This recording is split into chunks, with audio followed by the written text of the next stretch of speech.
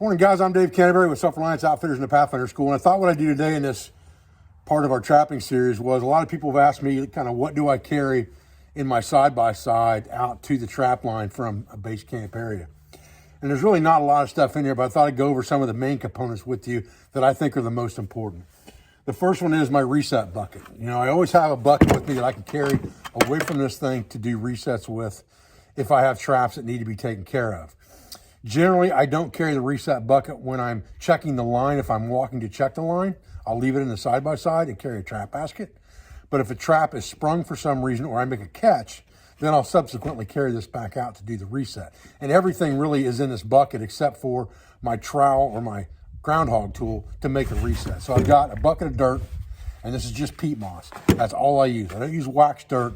I don't mess with any of that fancy stuff. I've always just used peat moss, and it's always worked well for me. As long as you bed the trap in peat moss before you cover it with peat moss, and then mix a little bit of the surrounding dirt in your sifter at the end of the game there when you're finalizing your set, it's never failed me, okay? Inside that bucket, I carry it about half to 3/4 of the way full. I have a small sifter and a brush, and the brush fits inside the sifter. Just like that, it sits in the bucket. I have a pouch, just a small zippered tack style pouch that's got scents and lures in it, pan covers, swabs, things like that that I might need for the set. Generally, I only carry a couple different types of lure, and one of them is always skunk. And then generally I'll carry bait with me more than I'll carry lures, especially this time of year in the winter when the animals I know are hungry. I'm going to carry a lot of bait with me. So I generally carry some kind of a coyote bait and then a skunk call lure. And then I'll have some coyote gland lure and things like that with me as well, depending on the time of year. Always a bottle of urine to squirt down the backing on the set, and it lays sideways in there. And then a jar of bait, and this is a 3-meat bait from F&T Trapping. All of that goes in the bucket. The bucket has a swivel top lid. It actually has a seat on it. So I actually have a place to put my knees in the dirt when I'm making my sets. I have a place to reset traps on top of if I need to. And I have a place to sit at a set if I want to fiddle with something, or if I've got to work on a trap or brush a trap off or something like that. I can do all of that while I'm sitting on a bucket. It makes it easy and neat and tidy. So that is the reset bucket. Generally, I carry 2 types of trap baskets in my side-by-side. I carry the luring pack basket that you see me wear in lots and lots of photos and videos that is made from black ABS material that looks like a basket. It's splints that are woven just like a basket, but they're made out of ABS material, a plastic, instead of being made from wood, so they last forever. Then I always carry the tried and true trash can pack basket because this thing's perfect, especially around water, for carrying 330s and those type things. Large Conabear traps fit in here really easily. You got a big shelf on the bottom to carry game. You know, I carried about a 60-pound beaver out on this thing the other day, just strapped underneath this frame. And this is the Bullpacks Frame, and I'm a huge believer in this frame. All of my strapping material burned up in the fire, but the frame survived. And so I just got new straps for it, and it's ready to rock again and live another life. But it's got nice tie-out points on it in several different places. It's got a shelf that you can store things on. You can put emergency gear into there in a 30-liter dry bag or a 20-liter dry bag if you wanted to. And then, of course, you got this trash can you can just mount right on top of it, put all of your essentials in. I've got holes drilled in the bottom of it so it drains. That's my secondary pack basket that I carry depending on what I'm doing. If I'm doing water-type sets with Conabears, large traps, things like that, that's the basket I'm going to use. If I know I'm going back to a beaver set, I carry that in case I got to carry the beaver out. And then I carry the other pack basket generally on upland and canine type sets. I'll carry that when I'm walking the trap line. All right, the third main component here is just a tool tote. And this basically has all the tools in it that I use on a daily basis, and I can pull the tools out of here and put them in my pack basket and things like that if I need them. The Groundhog Tool is probably one of the most important for digging trap beds, pounding in earth anchors, digging dirt holes, all that kind of stuff. This one tool will do all of those jobs. This is probably the most used tool I've got in this tote. I'm not going to go through every single tool in here. I've got a couple different shovels in here, and that's just from stacking them in more than needing more than one. I have this Conabear Setter that I made from rebar. I've got a video on this. This probably is one of my most used tools as well. Anytime I'm carrying Conabear traps around over the size of a 120, if they're 220s or 330s, I'm carrying this tool with me. Trap safety, same thing. Anytime I'm setting Conabears, I got a trap safety. I've got a brush in here for brushing off traps, getting the dirt and the muck off of them when I'm doing a reset.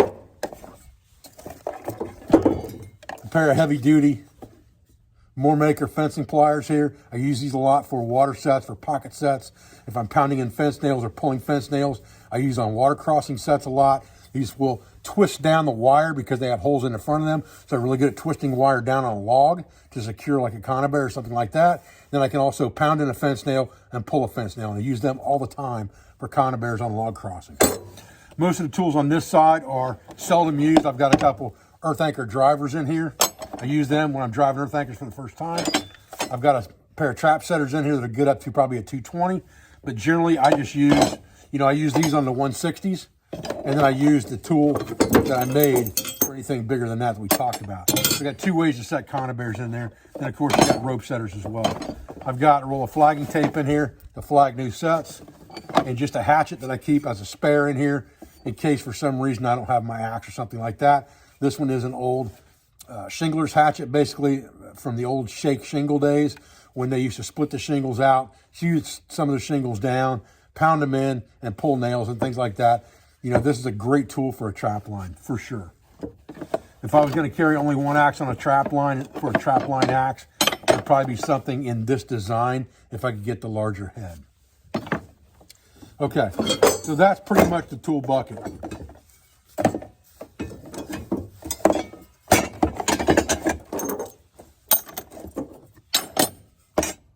So other things to note, got one milk crate in here with extra traps for upland sets and a heavy duty sifter made for steel. Extra urine, extra bait, those type things go in another milk crate. And then I've got a extra probably 2.5 to 3 gallons of gas in there. And then in between everything here, I've got my catch pole at the bottom that I use for taking animals out of traps that are uncontrollable otherwise. Okay, I consider this critical, especially with side-by-side, but for trapping in steep areas like I trap beaver and steep banks, things like that, it's always good to have some rope equipment with you. I've got about 50 foot of rope here, a small utility hank here, and a couple prusik loops tied here. I've got several carabiners. I have a couple pulleys that I can use to make block and tackles with in case I have to make a Z-drag to get the side-by-side unstuck, or I need to lift a heavy animal, something like that. Okay, and then I've got 2 ascenders, and you saw me use these the other day when I was coming up the bank. And these basically just hook to the line via this opening, and you put the line basically through here, your climbing line through here, and then you hook a prusik loop to this that you can hang on to, and you can slide this up the line and ratchet your way up. I carry 2 of those all the time as well for ascending. So I've got a way to ascend, I've got a way to set up block and tackles, and then the only other thing I carry with me on that ring of things is a belay device. If I have to do an emergency rappel of some sort, even if it's a short one, or if I need to belay something or someone, I've always got a belay device. And then the convenience of having a rigger's type belt, I can't really overstate that, because something heavy duty like this that you can actually snap a carabiner into and snap things onto, whether it be some type of an ascender or whether it be some type that you can use for a brake or some type of braking device like this figure 8. Always a good idea to have that. It doesn't take up a whole lot of room to carry the stuff. It's a very small package, but it packs a lot of punch and does a lot of versatility. All right, one thing that probably deserves special mention in this video, something I carry all the time with me, is this a Koopa hand warmer and brick. Basically, it is an electronic hand warmer, just like the old ones that you put lighter fluid in and light them up by Zippo and things like that. But it's also a charging brick that you can charge your phone off of. So I carry a cable with me in here for my phone, and then you just recharge this thing on an outlet or off of another brick. You push the button down and hold it, and you'll have one red light that comes on here. Click it again, 2 red lights, click it again, 3 red lights. That's your full power. When you click it down, it'll go back down to 1. Hold and it stays off, and it goes off. Click it 2 times, and it gives you a battery level. Very, very handy device. I'm telling you, when your hands are cold and you're out working around cold water, icy traps, things like that, having this thing in your pocket is a godsend for sure. And this is the first one I ever tried that was electronic, but the fact that it's also a brick makes it ideal. And let me look at the back of this thing because I don't know exactly what the milliamps are on this thing. It's a 9,000 milliamp brick. So it's equal to, you know, a lot of your smaller anchor style bricks, plus it's a hand warmer. So it's a multifunctional device for the trap line.